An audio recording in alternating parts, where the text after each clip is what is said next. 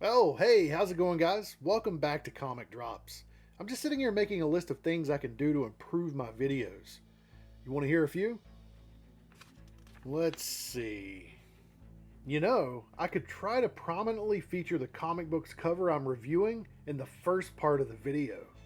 How's it going, guys? Welcome back to Comic Drops.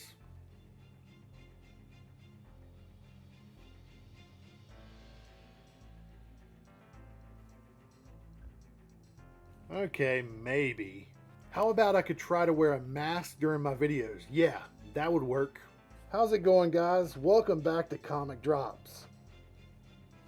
Ugh. Okay, that's just stupid. Or maybe I could review some viewer comments before my video. How's it going, guys? Welcome back to Comic Drops. To begin this video, let's take a look at some viewer comments. Well, that one's not gonna work. Why do you gotta be so hateful? Now here's a great comment. The comic certainly touches on some heavy issues. What do you guys think? Will Sam actually kill Monica? Well, I guess I need to brainstorm a bit more. But before we move into my deep dive of the newest issue of Patrick Horvath's Masterpiece series, obviously that's what you guys are here for, I just wanted to let you know that Comic Drops is now on Spotify. Check me out there for deep dives and reviews just like on this channel, and maybe some exclusive content in the near future. Okay, so you guys didn't run to this video for all of that junk I just mentioned. You're here to find out my thoughts on Beneath the Trees Where Nobody Sees, Rite of Spring number 4. And I've got to say, this is the most emotionally and thematically heavy issue of this series yet. Why has Bertie already used up all of his Weblynx hours? How is Lewis coping with Pauline's addiction? Why is Sam obsessed with crossword puzzles? And the question we all want to know the answer to, what does Monica find hidden in Nigel's old house? Stay tuned to find out.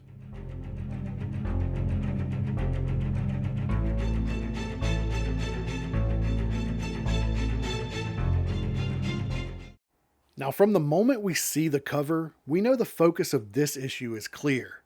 Monica finally sneaking into Nigel's old house in hopes of discovering anything that might lead her to her brother's whereabouts.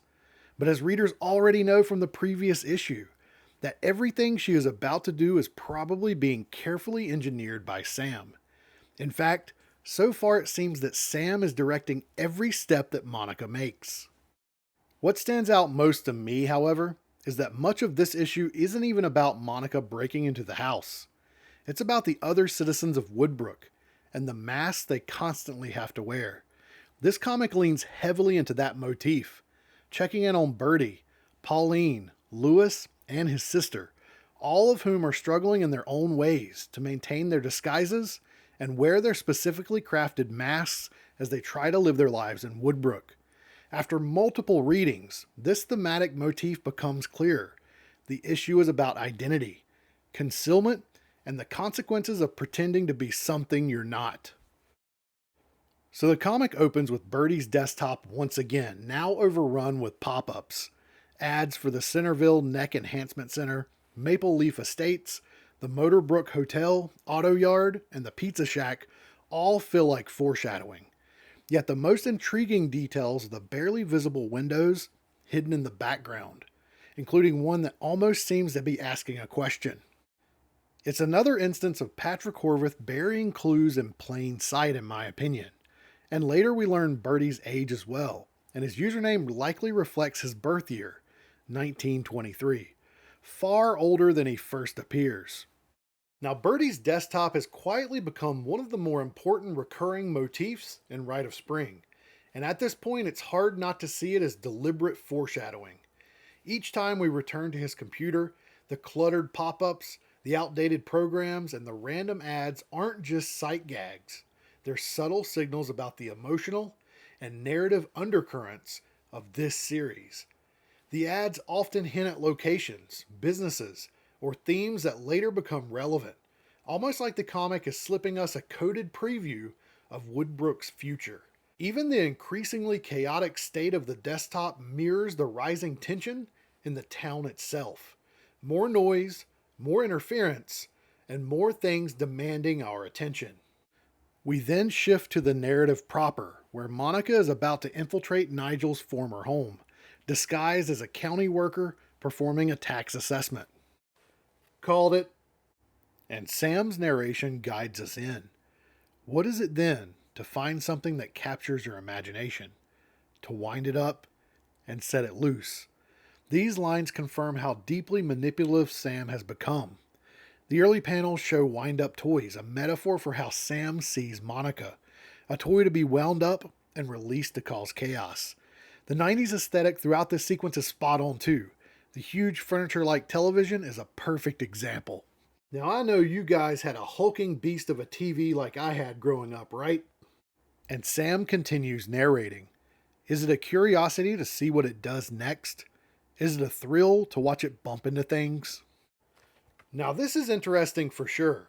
This comparison strips Monica of agency. A wind-up toy only moves because someone else winds it up. It can't choose its direction, can't think for itself, and can't break out of its program pattern. By seeing Monica this way, Sam frames her not as a person, but as something predictable, mechanical, and easily manipulated. This aligns perfectly with Sam's mindset as a predator. She categorizes people based on how useful or controllable they are. I mean, we have seen this before in this series time and time again. Second, the metaphor suggests that Sam believes she has initiated Monica's actions. In Sam's view, Monica is only digging into Nigel and Lola because Sam wound her up by planting seeds of doubt, pushing her curiosity, and subtly steering her towards certain conclusions. It reinforces Sam's own self-image as the orchestrator of Woodbrook's events, someone who sets things in motion, then watches others march along the path she's laid out. But the metaphor cuts both ways. By reducing Monica to a toy, Sam might be underestimating her. Wind-up toys can behave erratically as well, veer off in unexpected directions, and keep going long after you've meant them to stop if you've wound them up too much. Monica's emotional drive, her grief, and her suspicion may take her further than Sam intended. In that sense, Sam's comparison reveals a dangerous blind spot. Sam sees control where there might actually be agency. Underestimating Monica is dangerous for Sam. Then Monica knocks and a woman opens the door. Oh, hello. Can I help you? And Monica steps into character fully. Good morning. I'm with the Woodbrook County Office of Tax and Finance. Our records show that your property hasn't been assessed in several years. The woman hesitates, unsure, but ultimately lets her inside. Monica continues her act. If it's all right with you, I just need a few minutes to have a look around. And the wife responds, Oh, well, come in. The woman explains they're in the middle of their morning routine before nap time. When her husband walks into the room and asks who is at the door, Monica repeats her story and reassures him. To be honest, I don't think there's going to be an increase. Just glancing around, it doesn't seem like you've made any big changes. He seems relieved and heads to the basement to work on the water heater. The wife offers Monica something to drink before walking off with her newborn. Now standing alone in the living room, Monica whispers to herself, Monica, what the hell are you doing? Now this is the first moment of many in this issue where dramatic irony is used to show the people in Woodbrook both in and out of their character, both wearing and not wearing their masks. Up until now, Monica has operated from a place of grief, of frustration, and determination. But crossing this line, stepping into someone's home under a fabricated identity, shows a shift from desperation into outright transgression. In a story steeped in the idea of masks, Monica's actions reveal that she, too, is capable of putting one on, in a physical sense at least. And what she says here, it's an accidental confession to herself, an unfiltered moment in which she acknowledges the enormity of what she's risking and how unprepared she feels to be doing something so deceitful. And of course, it's thrilling for us. We then see that a pair of binoculars are framing Monica from afar, revealing Sam parked down the road, watching her every move. Sam's narration continues. Wind it up and let it loose. See how far it goes before it topples over. Her face radiates satisfaction. This is unadulterated entertainment to her. And she narrates further. It was a strange new feeling to be so close to Monica. Strange to breathe the same air as someone who's been fixated on my work for so long. Sam relishes the hidden identity, the proximity, the opportunity to direct Monica like a puppet.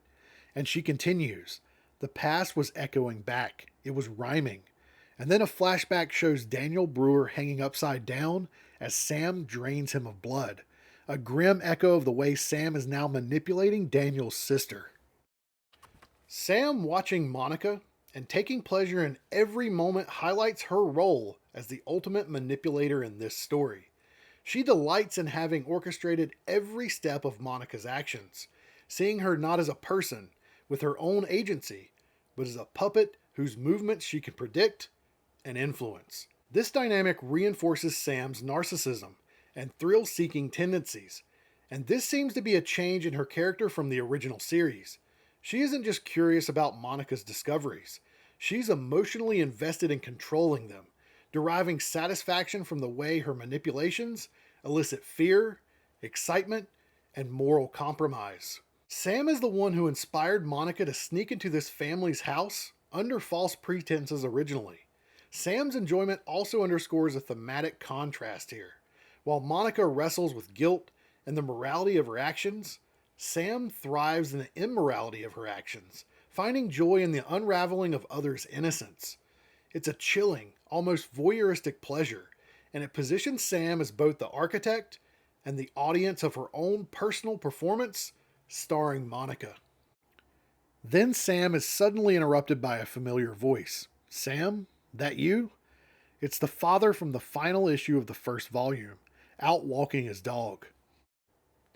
This man and his daughter keep showing up here. There's gotta be a reason. Their small talk is light, but Sam's alibi is chillingly casual. Oh, just a little bird watching before work. Bird watching Monica? Now, technically she's not lying. She continues. I thought I spied a couple of robins setting up shop in some trees here. The man responds about spring birds, but Sam adds, young family building a nest for the new season. Looks like they disappeared though. Now this is a purposeful reference to Lola and Nigel. The birds are symbolic for them, even though Sam just made this up on the spot. Their lives interrupted and were ended by Sam's actions. By projecting that story onto birds while watching Monica, Sam is drawing a parallel between past victims and her current manipulation, reminding the reader that she views life, hauntingly enough, as something to control and play with. You know, it also underscores her manipulative and sadistic nature. She has constructed a narrative to amuse herself and to drive Monica's actions within her own game, while Monica remains unaware of the full danger. Even a small moment like this is warped into a metaphor for murder, loss, and control. The lie about the birds reinforces Sam's tendency to deceive others and turn everything she observes into a tool for her own amusement. We then check in with Bertie, now at his computer, chatting via instant messenger. And he types, "That's alright, I'm more of a couple of cups of coffee in the morning and a glass of wine at night type of guy.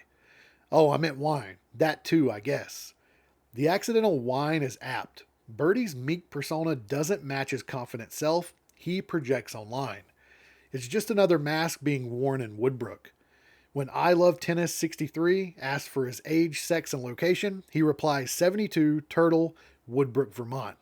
Perhaps for the first time, shy Bertie is exploring a social identity and connecting with other people. Too bad it's all online and impersonal. Anchovy wants to go for a walk, however, but Bertie is consumed by this digital interaction. Chove, it's so neat to meet folks across the world like this. Probably need to get caught up on work though. A pop-up suddenly appears. Your trial has expired. And Bertie laments. Oh dang, I used up all my hours already? I was just starting to make friends. Bertie's split between his online confidence and his real world anxiety highlights one of the most grounded and tragic character notes in this series. Online, he's articulate, assertive, and he's unafraid to express himself. But in person, that confidence collapses. He becomes timid, apologetic, and easily overwhelmed. This contrast not only humanizes him, but also reinforces one of the series' major themes. People wear masks, and they curate versions of themselves based on their own situations. For Bertie, the internet becomes a safe emotional buffer where he can perform the version of himself he wishes he could be. Someone smart, someone competent, and someone brave. In Woodbrook, however, he's surrounded by people who underestimate him, and that persona evaporates. This tension makes him both sympathetic and vulnerable within the narrative, but it also makes his growing involvement in Sam's storyline more dangerous. The story focuses on him for a reason, and his online identity may embolden him to poke around, possibly discovering more about Sam and Monica and Daniel that we didn't account for. His anguish gives way to inspiration, though. Okay, let's go. I've got an idea. Bertie decides to visit the Silver Oaks nursing home to see if anyone there might have a Weblynx disc just lying around. Upon arrival, he calls out into an empty lobby. Hello? Are you guys open? And after searching, he spots a disc in a trash can. Eureka, he says. But someone yelling for help interrupts him. Help me! Hello! Somebody at the desk, finally? We need help over here. Then Bertie follows the voice and finds the same resident from issue number 2 alongside another who has fallen. She pleads, Oh, it's you, good. Give us a hand. Grab one of those wheelchairs from the hall. We've been down here since Larry fell half an hour ago. Bertie helps them, but just then an orderly arrives on the scene. Obviously, this nursing home is understaffed. The resident scolds him, then assesses Bertie. What are you like, 35 or 40? And Bertie answers, I'm 72. The resident laughs it off. You turtles, don't even know how good you've got it. Another instance of the issue digging the themes of neglect and privatized healthcare, a painful reflection of 90s realities. Bertie helping the resident at the nursing home marks an important, understated turning point for him. It's one of the first moments where we see him helping in a confident manner in real life. Normally timid and unsure of himself, Bertie steps in without hesitation. Not because he suddenly stops being anxious, but because his online persona is bleeding into reality. And in a sense, in some way, he's been practicing behind a screen for this moment. On the internet, he probably asks questions, challenges ideas, and follows leads. Translating that into real life is naturally messy, but the nursing home moment suggests that his curiosity and digital confidence are pushing him towards bolder choices. This scene also highlights a key part of Bertie's arc. He wants to be someone who matters, someone who helps, and someone who isn't just a passive observer.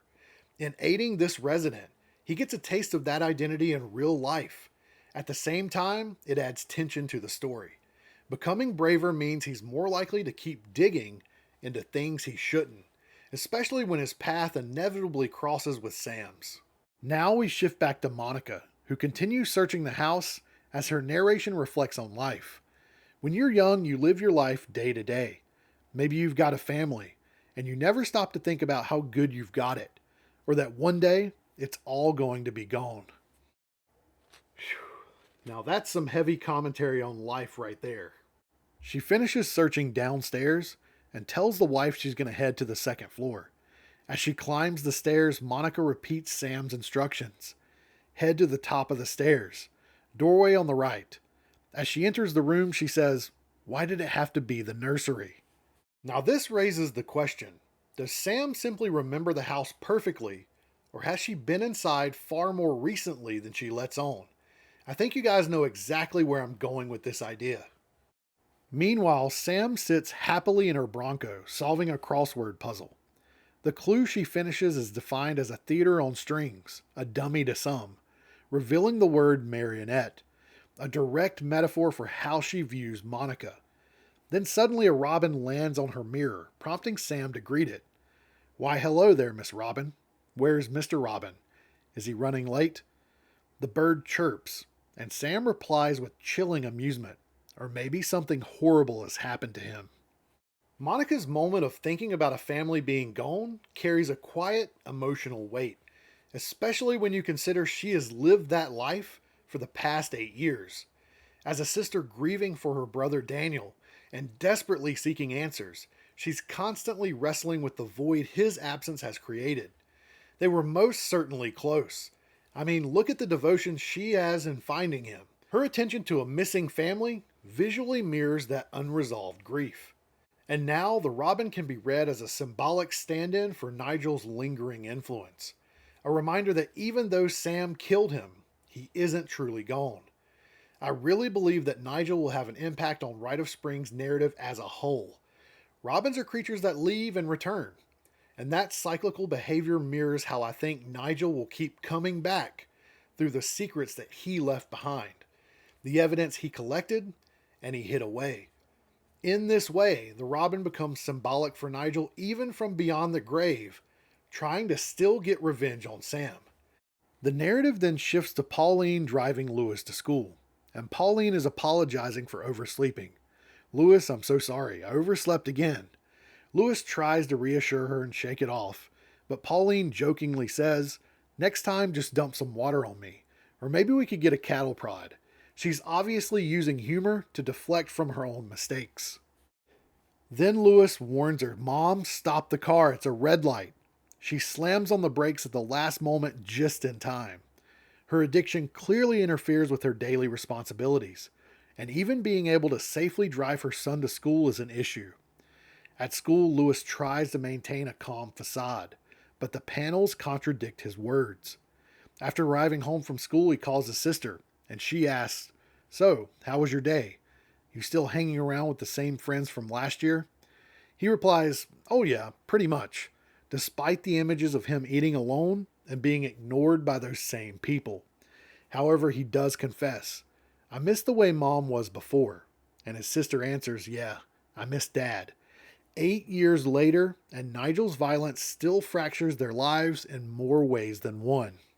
Lewis hiding the fact that he feels alone at school reveals a deep instinct to protect his sister, even at his own emotional expense. By wearing his own mask and by pretending everything is fine, Lewis is trying to prevent her from carrying any more emotional weight than she already does. It's a classic coping mechanism for kids who have survived trauma. They compartmentalize, isolate their pain, and try to appear strong so the family doesn't fracture any further. His silence becomes a kind of self-imposed mask. Now at the same time, Lewis and his sister worrying about their mom while still grieving their father's murder by Nigel highlights how destabilized their family has become. Their dad's death created a void that neither of them knows how to fill, and now their mother's growing fragility only intensifies their fear that they could lose another parent. Their anxiety underscores how the violence rippling through Woodbrook, even after 8 years, doesn't end with the victims. It haunts the survivors, warping their identities and their relationships. In this way, the siblings' shared concern becomes a quiet portrait of inherited trauma, showing how Nigel's violence continues to wound the community long after his death. We then move over to focus on Pauline's day at work, and this scene continues to expand this thematic thread. We see Pauline interacting with her coworkers and her boss, but things begin to unravel when Pauline goes on break. After she walks into the break room, she notices that another worker, Cindy, is about to finish up her break time. Cindy then reveals she found Pauline's jacket lying out and found pills in the pocket. And she reveals, "My brother had a pretty bad addiction to those," trying to connect with Pauline. However, Pauline lies reflexively. "Oh, I don't really take them. My doctor just gave me a prescription. He thinks I'm anxious." You can tell by Cindy's reaction that she doesn't buy it. "If you ever need it, I can introduce you to the rehab place that helped him," then walks out of the break room. Now alone, Pauline checks her pocket, and she cries. Her mask, denial, shame, and avoidance continues to crack. Now this speaks directly to the concept of self-deception and the desperate maintenance of appearances that runs throughout this entire series. Pauline's denial isn't just about hiding a bad habit, it's about preserving the fragile version of herself she wants others to believe in. Admitting the truth would mean confronting how overwhelmed, how unstable, and how unsafe she feels, and that she is abusing medication. And that's a reality she isn't prepared to face. In Woodbrook, everyone wears a mask, and Pauline's is one of forced normalcy. By brushing off the accusation, she reinforces that mask, even as the cracks underneath grow more obvious to everyone else. The scene also reflects how addiction often thrives in secrecy. Her denial foreshadows her further decline and sets up the possibility that her refusal to acknowledge the problem may eventually put her and the people around her in real danger. Exactly what Lewis and his sister are specifically worried about. So now back in the nursery of Nigel's old house, Monica searches every corner without finding a thing. Nope, nope, and nope. Just as she's about to give up, she steps on a floorboard and it squeaks just a bit. She leans down and examines it and is able to remove it with surprising ease. She whispers to herself, "You little psycho, did you really hide something here?" As she looks down, we see what's inside. A small red box. Before she can process what she's found, the wife appears and questions what Monica is doing. "Oh, wait, what are you doing? Are you hiding something in my baby's room?" It's too late, but Monica tries to explain her actions.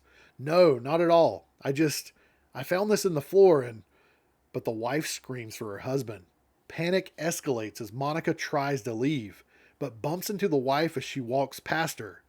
"I'm so sorry. I'll just step outside." The wife screams again for her husband, and the baby starts crying as well.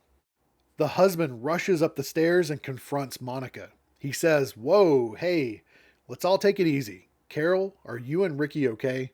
His wife repeats that Monica was trying to put something in the baby's room. And Monica tries again to defend herself. "I promise, I wasn't. I just found this box." At this, the husband walks up the stairs towards Monica and reaches for the box. "Then if you found it in our home, let's have a look at it." But Monica pulls back. "I can't let you have it." And Monica tears the box from the man's hands just as he loses his balance and falls violently down the stairs, breaking bones and likely his neck. What the fuck? After falling, his body lies motionless at the bottom of the stairs, blood dripping from his nose and his mouth. The wife screams for her husband as Monica bolts from the house, leaving bloody footprints behind. The whole scene completely caught me off guard, and now Monica, even though it's accidental, has blood on her hands too. Sam watches from her Bronco as Monica comes running down the road, smiling again as chaos unfolds exactly as she had hoped. She wound Monica up and let her loose. This moment marks a major escalation in the stakes surrounding Monica's investigation.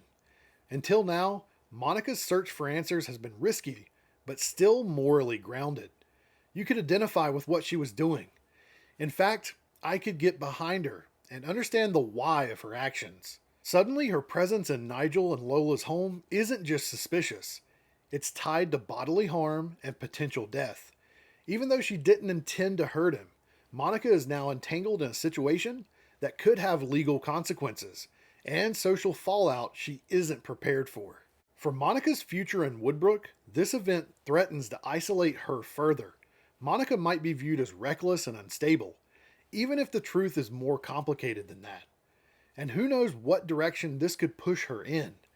In terms of her relationship with Sam, the implications are even darker. Sam witnessing this moment gives her leverage. She knows Monica is now more vulnerable, and that makes Monica easier to manipulate and easier to steer in one direction or another. Sam thrives on people being unbalanced, and this incident weakens one more barrier between Monica and disaster. It also gives Sam a convenient narrative. Monica is spiraling out of control. Monica is acting out. Monica is making mistakes.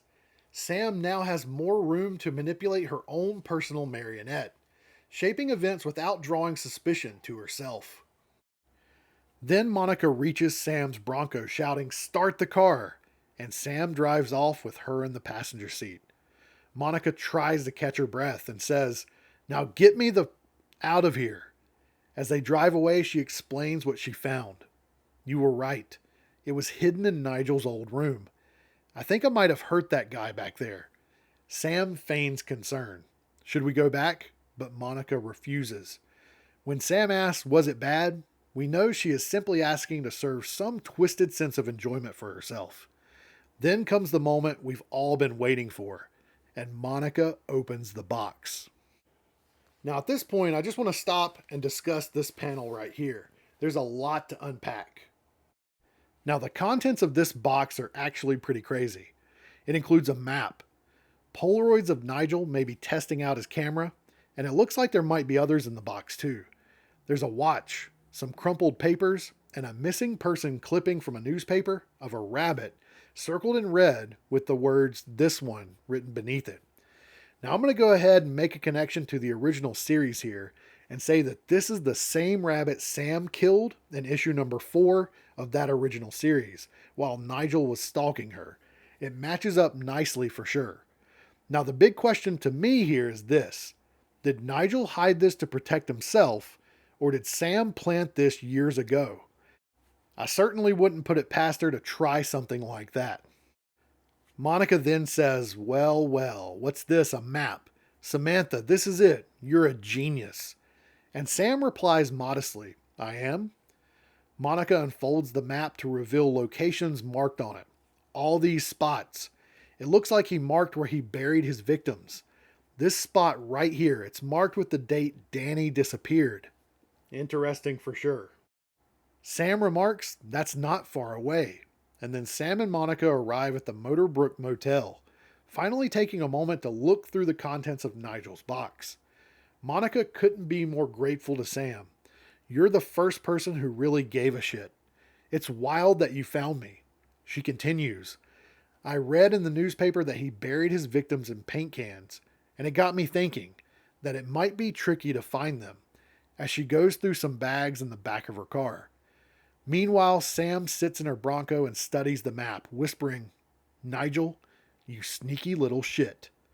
Monica mentions she found a metal detector at a pawn shop, saying, "It's like it was meant to be." But Sam isn't listening to her.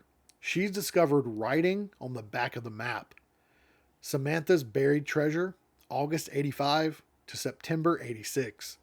Nigel stalked her murder sprees for an entire year and recorded them on this map. See, I told you guys, Nigel stalking Sam for an entire year completely reframes his role in this story and dramatically widens the potential consequences of Sam's past actions. The fact that he watched her for that long means he wasn't just reacting impulsively or collecting a few scattered clues. He was conducting a sustained, methodical investigation of her. And a full year is more than enough time for someone to gather far more evidence against Sam than she might have actually realized. If Nigel was thorough enough to track her movements, track her routines, and the locations of all of her kills, it becomes highly plausible that the box Sam found is not the only one.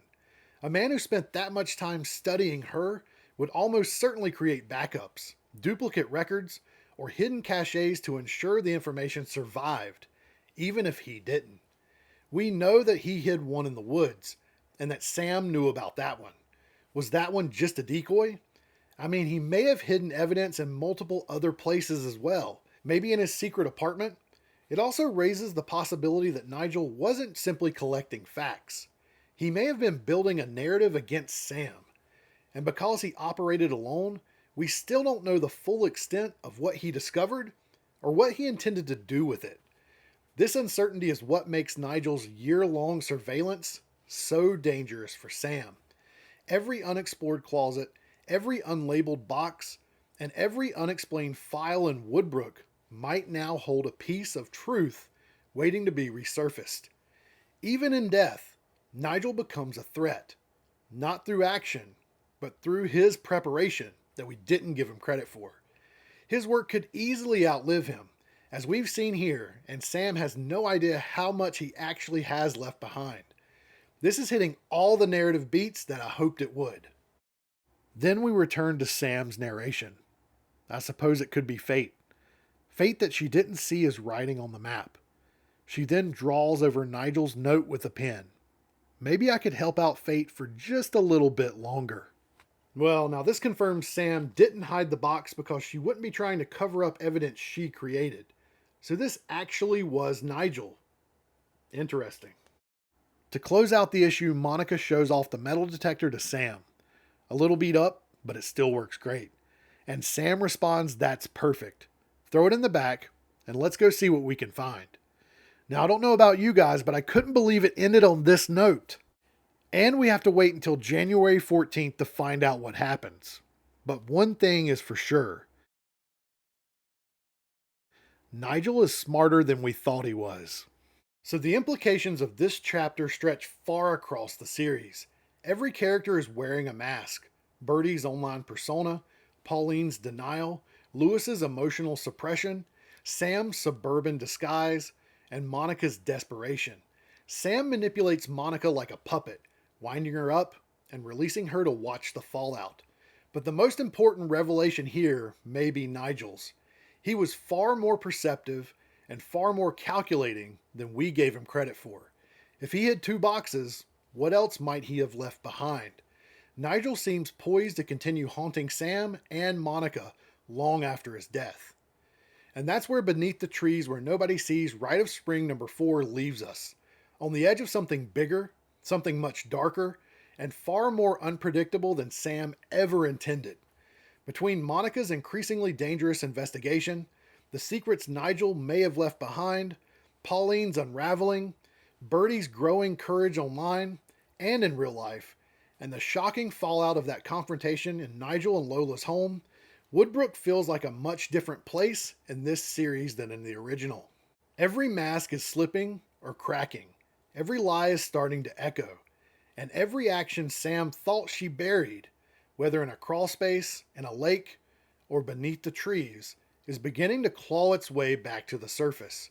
If this is where issue number 4 leaves us, I can't imagine how explosive the final 2 issues of Rite of Spring is going to be. If you enjoyed this video, don't forget to like, subscribe, and let me know in the comments below what you think about what's going on in Woodbrook. So thanks for watching, and I'll see you guys next time.